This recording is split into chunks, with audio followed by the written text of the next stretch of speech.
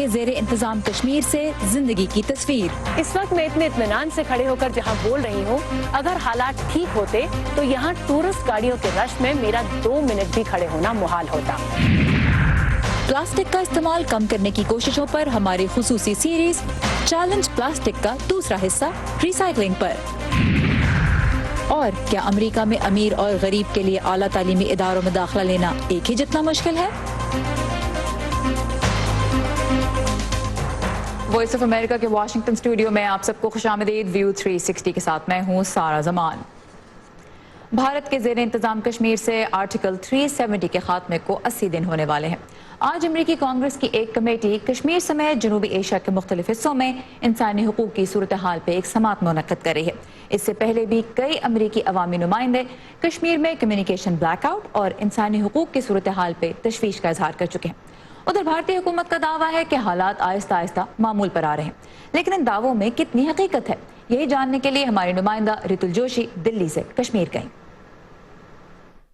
पिछले 2 महीने से यहाँ बंद पड़ा है, कितना नुकसान हुआ ये आप खुद देख सकते हो। हमारे जो खरीदार आते थे यहाँ, इन हालात में वो तो आए नहीं यहाँ। हालात पहले के मुकाबले काफी स्टेबलाइज हो चुके हैं। लोगों को ये शक न रहे कि वो आ नहीं सकते। ये ऐसे ही लोगों के बेवकूफ बना रहे हैं। अब सब कुछ ठीक हो जाएगा, अब टूरिस्ट आ जाए। कौन अपने जान जोखिम में, टूरिस्ट कैसे आ जाएगा? मैम कश्मीर से हमारे साथी रितुल जोशी की खुसूसी रिपोर्ट देखने से पहले आइए आज उनसे मजमूई हालात पहले जानते हैं। रितुल जोशी इस वक्त बजरिया स्काइप हमारे साथ हैं। रितुल, कश्मीर आप गई और इस वक्त आप वापस दिल्ली में मौजूद हैं। सबसे पहले तो ये बताया कि हुकूमत का हमने दावा जो रिसेंट देखा है वो ये है कि जम्मू में वो कह रहे हैं कि स्कूलों में 100% हाजिरी है।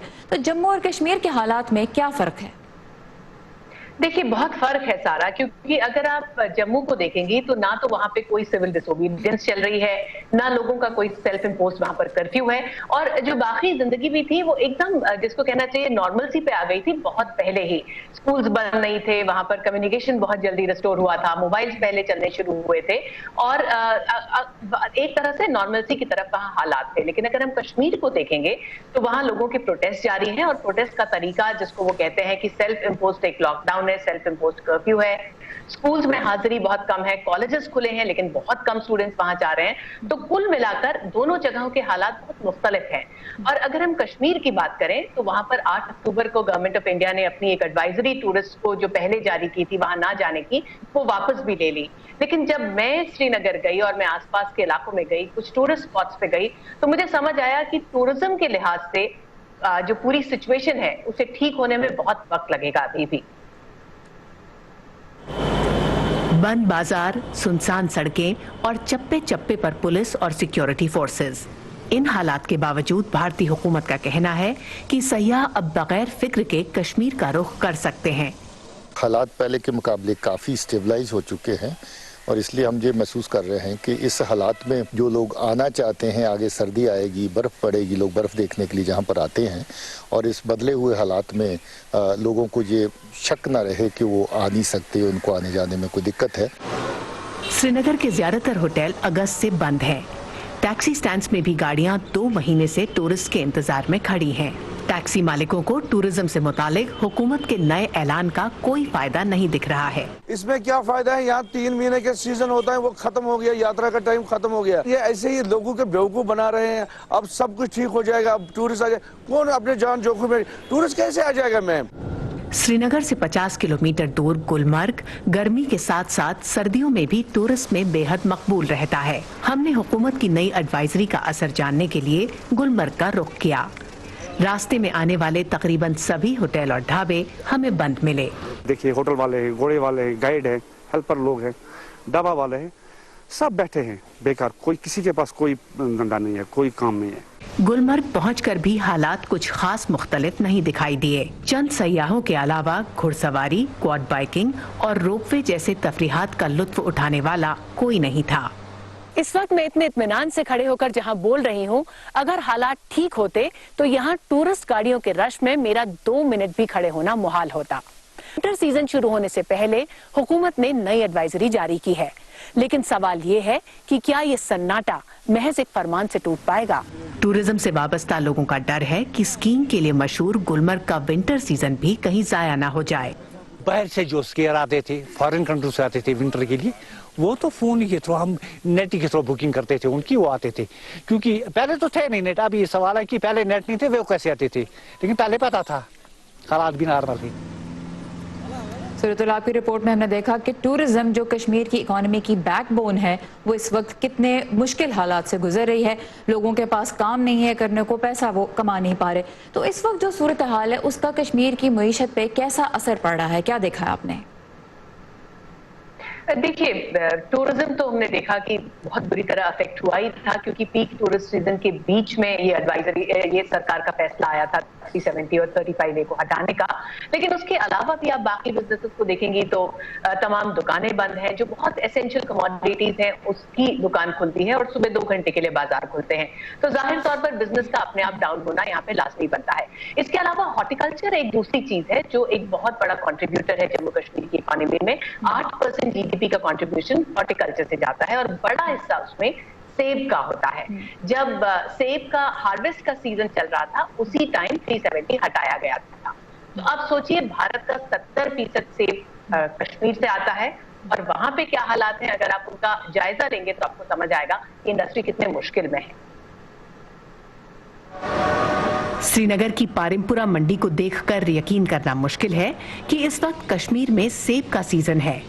कश्मीर की फल मंडियां आर्टिकल 370 और 35A हटाए जाने की मुखालफत में बंद हैं। हमारे पास 350 के करीब दुकानें हैं, इनमें से करीबन 7,500 यहाँ एम्प्लॉय हैं। पिछले 2 महीने से यहाँ बंद पड़ा है। कितना नुकसान हुआ ये आप खुद देख सकते हो। आर्टिकल 370 हटाए जाने से जो अफरा तफरी मची उसमें कश्मीर में बाहर से आए मजदूर वापस चले गए। ट्रांसपोर्ट के साथ साथ फोन भी कई दिन तक बंद रहे। हम नहीं जा पाते हैं बागों में, और जो गाँव में रहते हैं जो जहाँ वो बाहर बेच भी नहीं सकते हैं क्योंकि यहाँ की मंडियाँ बंद हैं। जो हमारे जो खरीदार आते थे यहाँ, इन हालात में वो तो आए नहीं यहाँ। 5 सितंबर को हुकूमत ने ऐलान किया कि वो सरकारी एजेंसी नेफेड यानी national agricultural cooperative marketing federation of India के जरिए बागों के मालिकान से खुद सेब खरीदेगी। एडिशनल फैसिलिटी गवर्नमेंट ने इसलिए प्रोवाइड करी कि ग्रोवर्स को और इस ट्रेड को जख्म न पहुंचे और इन ग्रोवर्स को ये एप्पल जो है बाहर डिस्पैच करने में फैसिलिटी प्रोवाइड की जाए। मंडी भले ही बंद है लेकिन बाहर कुछ हद तक तिजारत जारी है। हम डिस्ट्रिक्ट बारामूला गए जहां कश्मीर में सबसे ज्यादा सेब की पैदावार होती है। भारत का 70% सेब जम्मू कश्मीर से आता है और यहाँ के तकरीबन 50 लाख लोगों की जिंदगी किसी न किसी तरीके से सेब के साथ जुड़ी हुई है। दिसंबर में जब सेब का सीजन खत्म होगा तभी ये बात साफ हो पाएगी कि आर्टिकल 370 हटाए जाने का इन लोगों की जिंदगी पर कितना बड़ा असर पड़ा। बाग मालकान ने हमें बताया कि सरकारी स्कीम से उन्हें कोई फायदा नहीं है क्योंकि उनका सौदा तो फसल लगने से पहले ही हो जाता है। 35 साल हो गए ये काम करते करते, हम नहीं करेंगे उनको धोखा। जिसके साथ हमने वर्ड दिया है दिल्ली वाले को या कलकत्ता वाले को, उसको हम भेजेंगे। कई बाग मालिकान हालात बेहतर होने की उम्मीद में फसल जखीरा कर रहे हैं।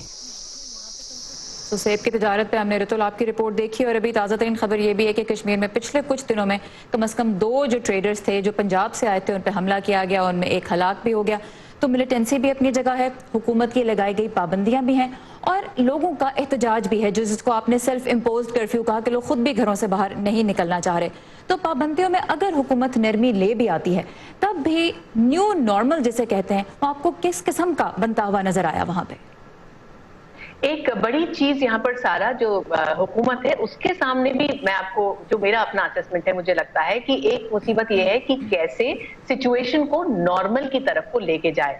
दावे उसने अपनी तरफ से किए हैं कि सब कुछ ठीक ठाक है और अपनी तरफ से पाबंदियों में बहुत सारी ढील उसने जरूर दे दी है, लेकिन जो तस्वीरें वहां से फिर भी निकल के आ जाती हैं बंद बाजारों की, खाली स्कूल्स की या फिर एक तरह से बिखरी हुई जिंदगी की, तो वो इस वक्त हुकूमत के लिए भी एक बड़ी परेशानी का सबब है और उससे निपटने के इंतजाम शायद वो भी सोच रही होगी। लेकिन नए नॉर्मल का सूरत हाल क्या बनेगा, क्या पूरे रिस्ट्रिक्शंस हटने के बाद वायलेंस तो नहीं हो जाएगा, ये तमाम सवाल हैं जिनके जवाब हमें सारा धीरे धीरे ही मिलेंगे और जैसे जैसे सिचुएशन आगे बढ़ेगी तभी पता चल पाएगा कि कश्मीर में अब क्या सूरत हाल आगे बनने जा रहा है।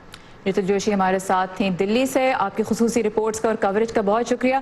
और यहाँ पे हम अपने नाजरीन को बताते चलें कि जो काम ऋतु ने किया ये आसान नहीं था। उसकी वजह यह है कि कश्मीर में जो मकामी आबादी है वो मीडिया से मुतमईन नहीं है। उनको लगता है कि जो हिंदी और उर्दू बोलने वाला मीडिया है वो उनके मसाइल को मुनासिब कवरेज नहीं दे रहा और उस लिहाज से वो सच्चाई नहीं पेश कर रहा जो कश्मीर के लोगों की है और जो वो चाहते हैं कि बाहर की दुनिया देखे। सो कश्मीर से रिपोर्टिंग करना एक मुश्किल काम है, लेकिन हमारी पूरी कोशिश रहेगी कि सूरत हाल पे ताज़ा तरीन रिपोर्ट्स हम आपके लिए लेके आते रहें, जिन्हें आप सोशल मीडिया प्लेटफॉर्म्स पर बआसानी पढ़ और देख सकेंगे। इसके लिए आइए facebook.com/VOA उर्दू के पेज पे, ट्विटर पे हमारा हैंडल है @urduvoa। और आज आपको हमारे सोशल मीडिया प्लेटफॉर्म्स पे कश्मीर से मुताल्लिक कांग्रेस में होने वाली समाअत की भी तफसीलात मिलेंगी। मसला कश्मीर का हो या फ़लस्तीन का, अमेरिका के अंदर मुलाजमतें पैदा करने की बात हो या फिर दिफा मजबूत बनाने की, अमेरिकी हुकूमत और सरकारी इदारे तहकीक और तजावीज़ के लिए जिन वसाइल का इस्तेमाल करते हैं उनमें थिंक टैंक्स बहुत अहमियत रखते हैं। कल हमने देखा कि ये इदारे किस तरह काम करते हैं और इन्हें फंड्स कौन देता है। आज जानते हैं कि अमेरिका में पॉलिसी बनाने के अमल पर ये थिंक टैंक्स किस हद तक वाकई असरअंदाज भी होते हैं।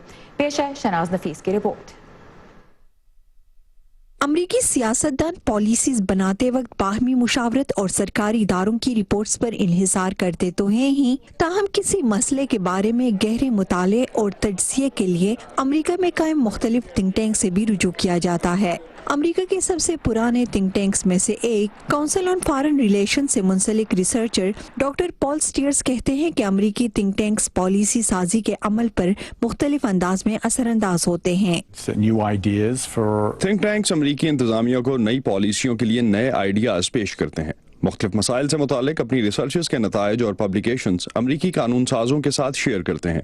तनाज़ात के हल में और आलमी मसाइल पर बहस और मुबाहिसों के लिए प्लेटफॉर्म्स फ्राहम करते हैं और इसके लिए अहदेदारों को अपने इदारों में मदऊ किया जाता है या बाज़ दफ़ा रिसर्चर्स को किसी मसले पर सुनने के लिए कांग्रेस मदऊ किया जाता है। एक और अमरीकी थिंक टैंक स्टिम्सन से वाबस्ता रिसर्चर और इन्वेस्टिगेटिंग क्राइसिस डायनामिक्स इन साउथ एशिया की मुसन्निफा हना हेगलिन कहती हैं कि उनके इदारे का काम खास तौर पर उन वजूह पर रिसर्च करना है जिसके बाइस मखसूस अमरीकी पॉलिसीज नाकाम रही हैं। हमारा थिंक टैंक मुख्तलिफ स्कॉलर्स को इकट्ठा करता है ताकि पहले से मौजूद किसी पॉलिसी की राह में दरपेश चैलेंजेस की निशानदही की जा सके, इनके हल के लिए जदीद तरीकों पर गौर किया जा सके और इन तरीकों पर अमली इक़दामात की निशानदही की जा सके।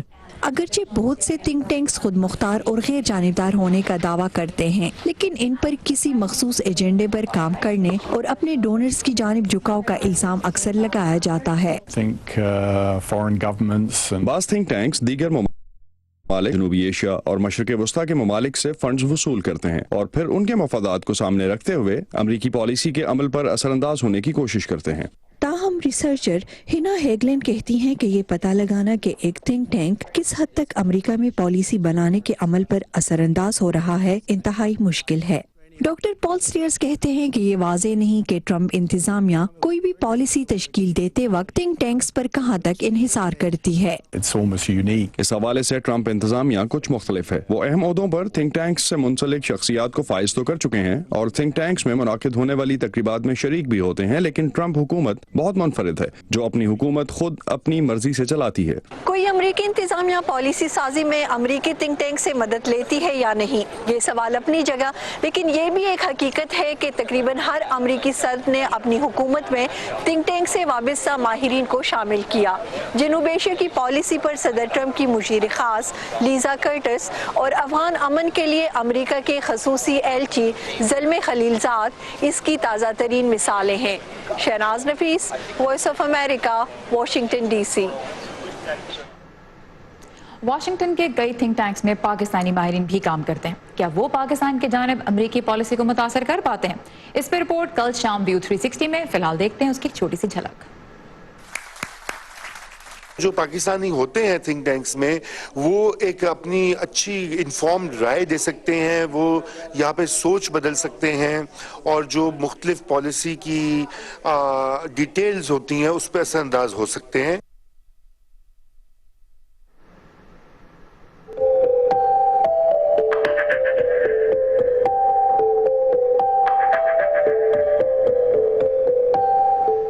रोजमर्रा की अशिया खरीदनी हो या बाजार में कुछ खाना पीना हो, प्लास्टिक की पैकेजिंग और डिस्पोजेबल आइटम्स रोजमर्रा जिंदगी का हिस्सा बन चुकी हैं।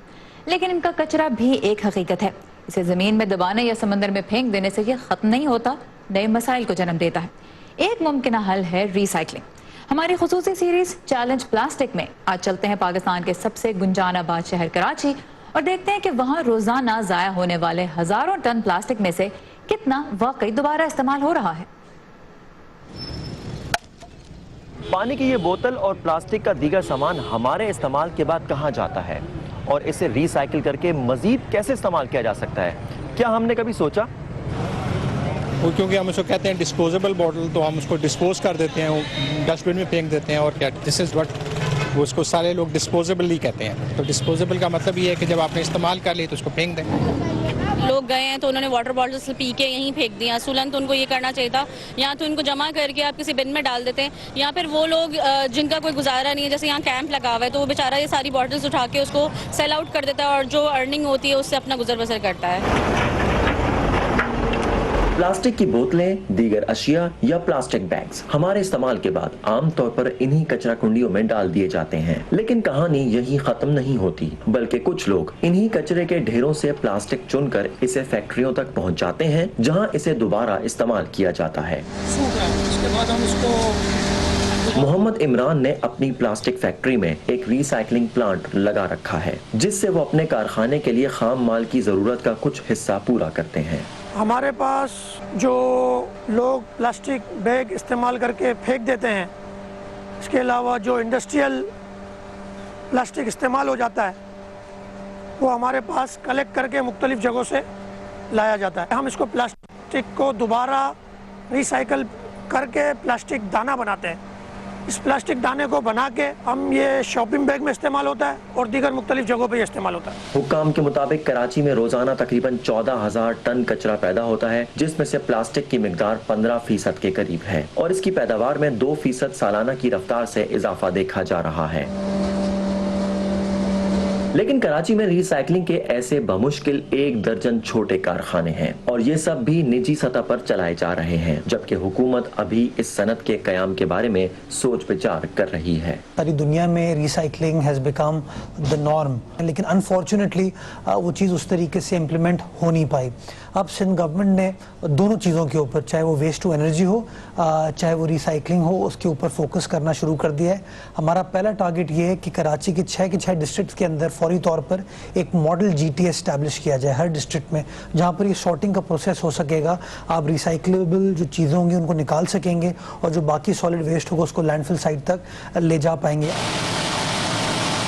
दुनिया भर में कचरे से पैदा होने वाले माहौलियाती मसाइल का एक मौसर हल रिसाइकलिंग को करार दिया जाता है। कराची में इसके लिए रिसाइकलिंग को इंडस्ट्री के दर्जे पर फरोग देना होगा, जिसमें तवील अरसा लग सकता है और तब तक प्लास्टिक के कचरे का ठिकाना होंगे गली कूचे और खुला समंदर। Mohammad Saqib, voice of America, Karachi.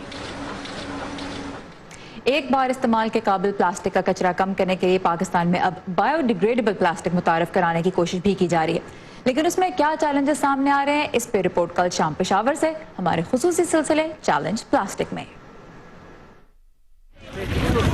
चलें इधर इधर थोड़ा सा थोड़ा इधर हो जाए। हम सब अपने आप में कहाँ परफेक्ट हैं? ये जो हमारे आसपास के लोग हैं ना, वजीफा का जब उसके बाजू प्रोस्थेटिक्स लगा, यही एक दूसरे को बेहतर बनाते हैं और फिर मिलकर एक बेहतर मुल्क बनाते हैं हम। लेकिन मुल्क भी अपने आप में कहाँ परफेक्ट होते हैं?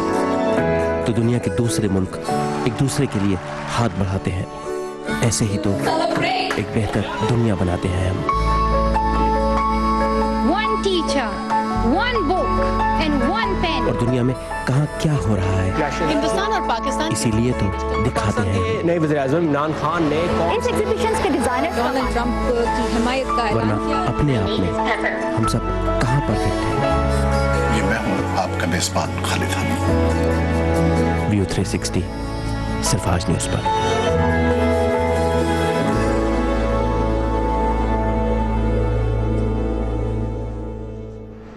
امریکی کالجوں اور یونیورسٹیوں میں داخلہ لینے کی خواہش دنیا بھر میں لوگ کرتے ہیں، لیکن یہ کام آسان نہیں ہے، خود امریکیوں کے لیے بھی نہیں۔ داخل کے لحاظ سے چوٹی کے 100 مشکل ترین کالجز اور یونیورسٹیز کو دیکھیں تو ان کا ایکسیپٹنس ریٹ صرف 4% سے 31% تک ہے۔ امریکہ کی نامور یونیورسٹیز جیسے اسٹینفورڈ اور ہارورڈ ہر 100 میں سے صرف 4 یا 5 طالب علموں کو بیچلر لیول پہ داخلہ دیتی ہیں، اپلائی ہزاروں کرتے ہیں۔ امریکہ میں عام خیال یہی ہے کہ میرٹ اپنی جگہ، امیر گھرانوں کے طلبہ اچھے تعلیمی اداروں میں داخلہ حاصل کرنے کے لیے زیادہ آسان صورتحال کا سامنا کرتے ہیں۔ ایسا کیوں ہے؟ اس کی کچھ دلچسپ باریکیاں جانتے ہیں اس رپورٹ میں۔ ڈیجوئری میکنزی سیمنز نے واشنگٹن میں ہارورڈ یونیورسٹی سے پولیٹیکل سائنس میں ڈگری لی۔ انہیں کالج فیس کی ادائیگی کے لیے تگ و دو کرنی پڑی، لیکن وہ حال ہی میں اپنی تعلیم مکمل کرنے میں کامیاب ہوئے اور اب کیپٹل ہل پر ملازمت کر رہے ہیں۔ شکر ہے کہ میرے پاس اسکالرشپس اور گرانٹ تھی جس میں میرے پہلے اور دوسرے سال کا گزارا ہو گیا تھا، لیکن میرے جونیئر اور سینئر سال سب سے مشکل تھے۔ ماہرین کہتے ہیں کہ کالج بہت سارے طلباء کے لیے مہنگا ہے اور کم آمدنی والے خاندانوں کے افراد کے لیے داخلہ لینا ناممکن لگتا ہے۔ اس نظام کی اصل میں کچھ پالیسیز اور روایات ایسی ہیں جو دولت مندوں اور اشرافیوں کو پسماندہ افراد کے مقابلے میں ناجائز فائدہ دیتی ہیں۔ ایسی بہت سی پالیسیاں اور روایات ہم ان اعلیٰ اداروں میں دیکھتے ہیں، اور اس سے عدم مساوات کا یہ نظام برقرار رہتا ہے جسے ہم کسی حد تک ختم کرنا چاہتے ہیں۔ امریکہ میں اعلیٰ کالجوں میں داخلے کی شرح بہت کم ہے۔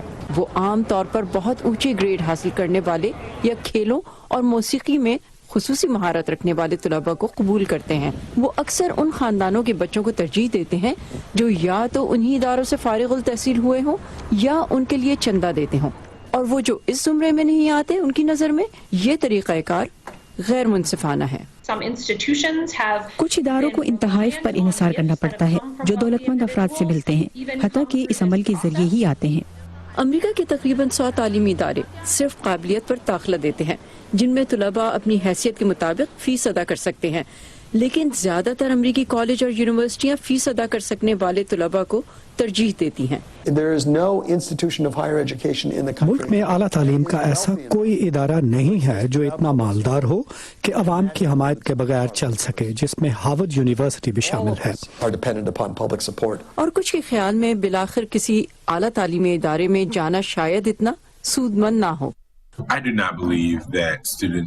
میں نہیں سمجھتا کہ طلباء یا والدین کو اعلیٰ اداروں کے پیچھے بھاگنا چاہیے، کیونکہ ہارورڈ یونیورسٹی کی میری ڈگری بھی اتنی ہی اہمیت کی حامل ہے جتنا کہ ہارورڈ کی۔ اور کچھ کے خیال میں بالآخر کسی اعلیٰ تعلیمی ادارے میں جانا شاید اتنا سود مند نہ ہو۔ ماہرین کا مشورہ ہے کہ کالجوں کو مساوی داخلہ پالیسیوں پر عمل کرنا چاہیے تاکہ معاشرے میں زیادہ طلباء اعلیٰ کارکردگی کا مظاہرہ کر سکیں۔ سحر ماجد کے ساتھ صبا شخان، وائس آف امریکہ۔ مصر کے تاریخی شہر لکسور میں فرعون کے عہد کے 30 تابوتوں کے دریافت نے تاریخ میں دلچسپی لینے والوں اور سیاحوں میں خوشی کی لہر دوڑا دی ہے۔ اسے مصر میں 100 سالوں کی اہم ترین دریافت قرار دیا جا رہا ہے۔ خوبصورت رنگوں اور نقش و نگار سے مزین 30 تابوت زمین سے صرف تقریباً 1 کلومیٹر نیچے دفن تھے۔ ان میں مردوں، خواتین اور بچوں کی حنوط شدہ لاشیں ہیں۔ تحقیق دانوں کا خیال ہے کہ دفن شدہ افراد کا تعلق مصر میں مذہبی رہنماؤں کے کسی اعلیٰ خاندان سے تھا۔ ہر سال دنیا بھر سے لاکھوں سیاح اہرام مصر اور فرعونوں کے تابوت دیکھنے جاتے ہیں۔ امید کی جا رہی ہے کہ اگلے سال مصر کے مشہور اہرام گیزا سے منسلک میوزیم میں سیاح یہ تابوت بھی اپنی آنکھوں کے سامنے دیکھ سکیں گے۔ اسی کے ساتھ ختم ہوتا ہے ہمارا آج کا ویو 360۔ آپ کی فیڈ بیک کا ہمیں انتظار رہے گا۔ آئیے facebook.com/VO اردو کے پیج پر۔ اس کے علاوہ ٹویٹر پہ ہمارا ہینڈل ہے @UrduVOA، اور انسٹاگرام پہ بھی آپ اردو VOA کو فالو کر سکتے ہیں۔ آپ کو یہاں بہت سی دلچسپ ویڈیوز اور تصاویر کے ساتھ ساتھ خبریں بھی ملیں گی۔ سارا زمان کو اجازت دیجیے، خدا حافظ۔